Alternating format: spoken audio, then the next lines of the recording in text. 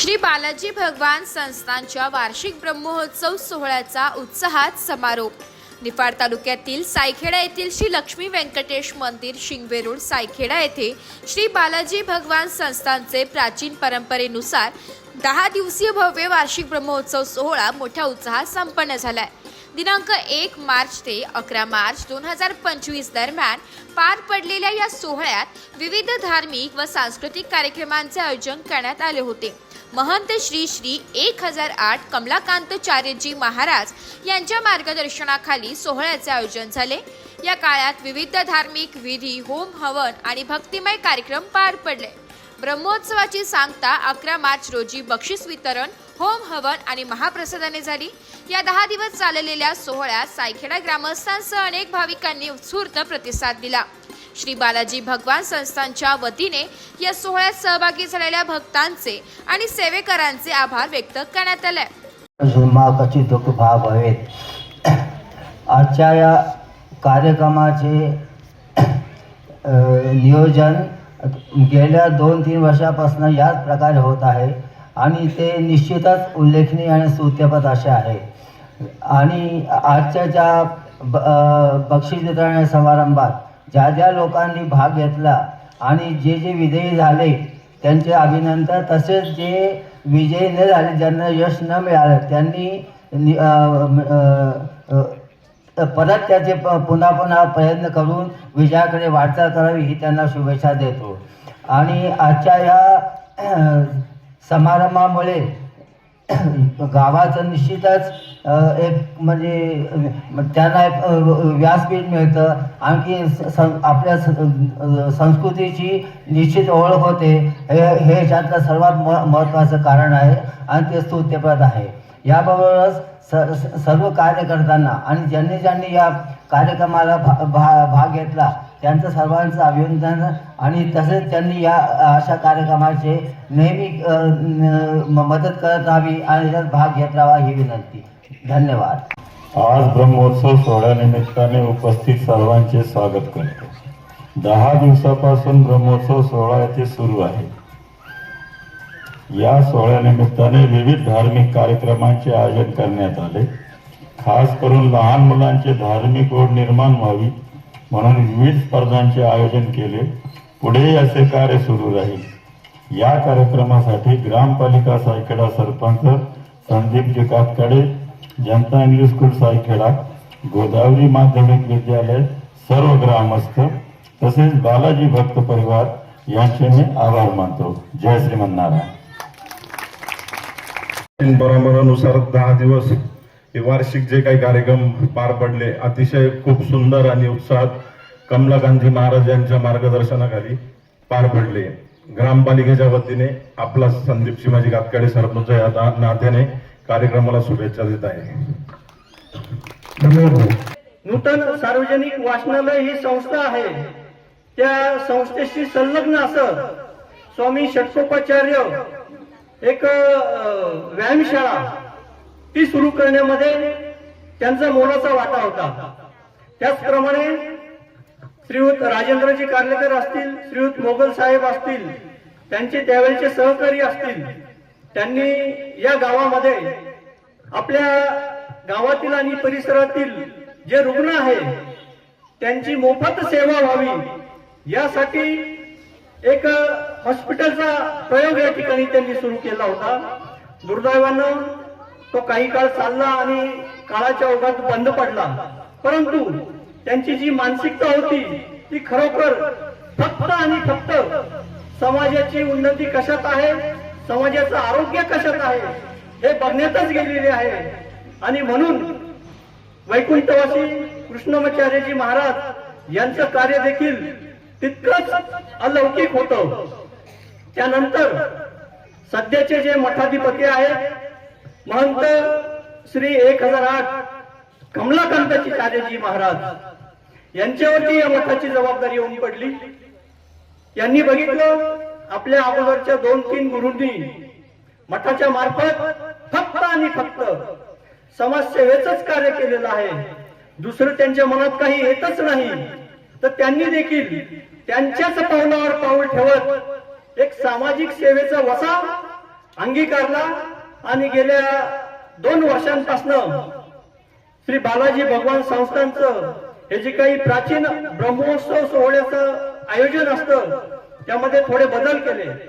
इथून मागे फक्त मंदिरापुरता हा कार्यक्रम मर्यादित होता. पालखी निघायची, पूजा अर्चा व्हायची, प्रसाद लोकांना दिला जायचा आणि लोक घरोघर जायचे. परंतु त्यातून फक्त धार्मिकता आणि आध्यात्मिकता एवढंच साध्य व्हायचं. यांनी मात्र त्याही पुढे पाऊल टाकलं आणि समाजाला, विद्यार्थ्यांना ज्यांच्या अंगी काही कलागुण आहे, कलाकुसर आहे, ती जर व्यक्त करण्याचं व्यासपीठ या भगवान संस्थेच्या माध्यमातून प्राप्त झालं. आदरणीय महंत विविध ज्या स्पर्धा झाल्या, या स्पर्धांच्या बक्षीस वितरण कार्यक्रमाच्या निमित्तानं व्यासपीठाला लाभलेले आपले गुरुवर्य, सन्माननीय मार्गदर्शक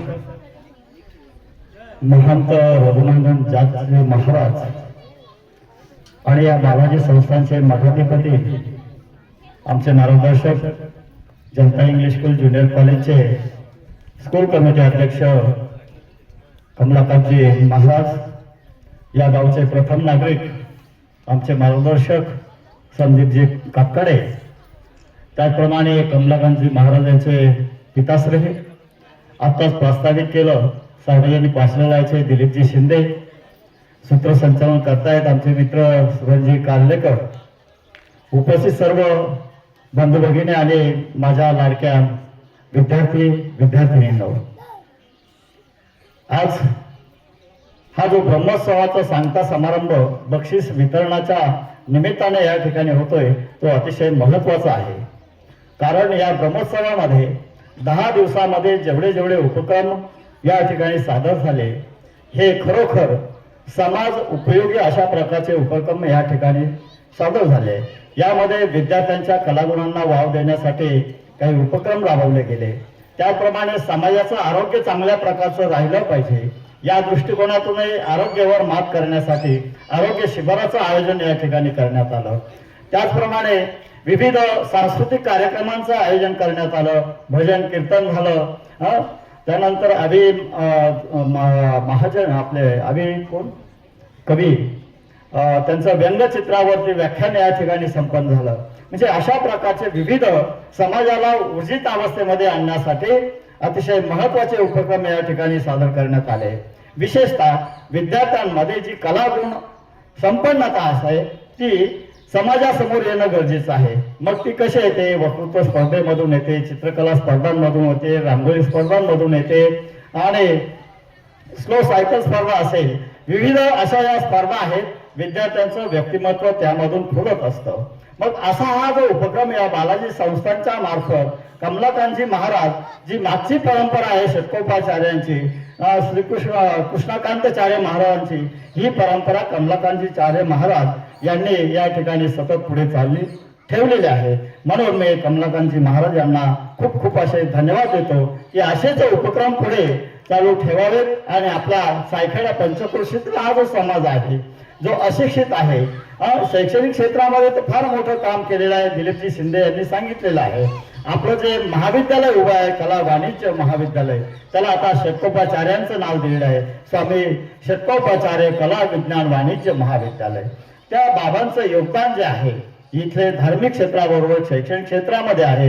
हाच विचार करून कृष्णकांताचार्य महाराज यांनी त्या मविप्र संस्थेला 5 एकरची जागा ही दान दिलेली आहे, कुठलेही आर्थिक व्यवहार न करता. म्हणजे अशा प्रकारचं मोठं काम या बालाजी संस्थांच्या मार्फत या पंचक्रोशीमध्ये होत आहे. आणि या पंचक्रोशीतले सर्व ज्या महिला भगिनी असतील, पुरुष बंधू असतील, आपल्या उच्च पदावर जाताना आपल्याला पाहायला मिळत आहे. याचं सर्व श्रेय हे बालाजी संस्थांनाच जात आहे या ठिकाणी. म्हणून मी या सर्वांना धन्यवाद देतो. आणि या ग्रामपंचायतीचे प्रथम नागरिक आहे यांनाही मी अशी थोडक्यात विनंती करेल की शैक्षणिक क्षेत्रामध्ये तुम्ही दुर्लक्ष करू नका. चांगलं क्षेत्र आहे. या क्षेत्रातून समाजासाठी चांगलं काम आपल्याला उभं करता येत आहे. मी सरपंचांना या निमित्ताने विनंती करेल, समाज उपयोगी कार्यक्रमाबरोबर शैक्षणिक संस्थांनाही आपला आधार असावा. समाजाला शाळेचा आधार असावा आणि शाळेला समाजाचा अभिमान असावा. अशा पद्धतीने जर आपण वागलो तर आपल्या निश्चितच आपल्या गावाचं नावलौकिक वाढल्याशिवाय राहणार नाही. म्हणून मी सर्वांना या ठिकाणी धन्यवाद देतो. ज्या ज्या विद्यार्थ्यांना बक्षीस मिळालं आहे त्यांचं तर अभिनंदनच करतो आहे आणि ज्यांनी सहभाग घेतलेला आहे त्यांचाही विशेष कौतुक करतो. तुम्ही सहभाग घेतला म्हणून यांना बक्षिसं मिळाली. आणि व्यासपीठावर विराजित महंत कमलाकांत आचार्य महाराज, मोठे बाबाजी, कार्यक्रमाचे अध्यक्ष रघुनंदनदास महाराज आणि उपस्थित सरपंच साहेब, प्राचार्य आणि बंधू आणि भगिनींनो, ब्रह्मोत्सव सोहळा खरं तर आपली संस्कृती टिकून ठेवण्यासाठी हे जे कार्यक्रम होतात हे अतिशय मोलाचे आहे. आज आपण बघितलं की विद्यार्थी आहे या ठिकाणी आणि विद्यार्थ्यांना आपली जी संस्कृती आहे ही कशी टिकवायची हे जर आता समजलं तर पुढे काही अडचण येणार नाही या कार्यक्रमाला आणि त्यांच्या जीवन कार्यामध्ये. तर मी नाशिक मर्चंट्स कोऑपरेटिव्ह बँक तर्फे कमलाकांत आचार्यजी महाराजांना खूप खूप शुभेच्छा देतो. असेच कार्यक्रम यापुढे व्हावेत ही शुभेच्छा देतो. धन्यवाद. धन्यवाद. सूचना या ठिकाणी आलेल्या आहे. 19 मे ते 26 मे या कालावधीमध्ये जो हरिनाम सप्ताह या ठिकाणी आलेला आहे तो आवर्जून आपण सर्वांनी सहभागी व्हायचं आहे. संध्याकाळी 6:30 ते 8:30 असा या कार्यक्रमाची वेळ असणार आहे. आमच्या महिला भगिनींना प्रश्न पडला असेल 6:30 वाजता जायचं, 8:30ला यायचं, जेवण कधी करणार, ती चिंता आम्ही मनगावडे आहोत ती ओळखलेली आहे. ज्या ज्या भगिनी असल्या ना त्यांना तो प्रश्न आहे. पण दररोज या ठिकाणी 2000 भाविकांचं ग्रामस्थांचं जेवणाचं नियोजन आहे. त्यामुळे तुमचा तो प्रश्न सॉल्व्ह झालेला आहे. म्हणजे तुम्ही आता चुलीची आणि मुळाची अडचण सांगायची नाही. पुन्हा एकदा जोरदार टाळ्या सगळ्या व्यासपीठाकरता आपल्या सर्वांसाठी या ठिकाणी जोरदार टाळ्या वाजवायच्या आहेत. ज्यांचा साऊंड सिस्टीम आपण गायन स्पर्धेच्या दिवशी आणि भारुडाच्या दिवशी अनुभवली ते रोशन बागल यांचा देखील बोधाकाठ निफाड तालुक्यात एक नावाजलेला ऑर्केस्ट्रा आहे. त्यांचंही आपण या ठिकाणी बालाजी संस्थांच्या वतीने स्वागत व आभार करतोय. आता मुख्य कार्यक्रमाकडे आपण वळूया. बक्षीस वितरण रविवार दिनांक 2-3 रोजी दुपारी 4 वाजता ज्ञानेश्वर कुटे यांच्या आयोजनाने व त्यांच्या सर्व सहकार्यांनी आजी आजोबा पूजन हा कार्यक्रम आपला या ठिकाणी संपन्न झाला. या ठिकाणी संकल्पना एकच होती की भावी पिढीला संस्कार कसे द्यावेत. संस्काराचा आणि आपल्या हिंदू संस्कृत्या सनातन धर्म संस्कृती या हिंदू धर्माचं बाळकडू पाजण्याचा हा थोडासा प्रयत्न विद्यार्थ्यांनी वेळ काढून ज्या नातवांनी, ज्या आजींनी आणि ज्या आजोबांनी यामध्ये भाग घेतला त्याबद्दल बालाजी संस्थांच्या वतीने त्यांचं सहर्ष स्वागत. या ठिकाणी त्यांना जे बक्षीस मिळाले, बक्षीस यासाठी दिले की मोटिवेशनल व्हावं, पुढच्या आजी आजोबांना किंवा नातवांना प्रोत्साहन मिळावं यासाठी या बक्षिसांचं नियोजन आहे. दुसरं काही नाही. त्याच दिवशी त्या ठिकाणी बक्षीस वितरण आपण फक्त आजी आजोबा या स्पर्धेचं केलेलं आहे. त्या स्पर्धेमध्ये आलेल्या विद्यार्थ्यांचे आणि नातवांची नावं मी या ठिकाणी वाचतोय. प्रथम क्रमांक जो होता तो दौलतराव देवकर आजी आजोबा, टाळ्या वाजवायच्या यांच्यासाठी. त्यानंतर काशीनाथ पवार, त्यानंतर ठाकूर व नागरे उत्तेजनार्थ आणि आरोही रिपोर्टे या 4-5 स्पर्धकांसाठी जोरदार टाळ्यांचं स्वागत करायचं आपण. यानंतर स्लो सायकल स्पर्धा रविवार दिनांक 2-3-2025 रोजी सायंकाळी 5 ते 7 वाजेपर्यंत स्लो सायकल स्पर्धा या ठिकाणी आयोजक होते राजेंद्रजी तिवारी यांनी या ठिकाणी याचं नियोजन केलेलं होतं. आणि या स्लो सायकल स्पर्धेमध्ये ज्या विद्यार्थी उत्तीर्ण झालेले आहेत, जिंकलेले आहेत, त्यांनी नाव पुकारल्याबरोबर ताबडतोब यायचंय आणि पारितोषिक वितरण करण्यासाठी मी आमंत्रित करतोय आजच्या कार्यक्रमाचे अध्यक्ष आदरणीय महंत रघुनंदनदासजी महाराज यांना. प्रथम क्रमांक अर्णव दिनेश नवले, जोरदार टाळ्या झाल्या पाहिजे.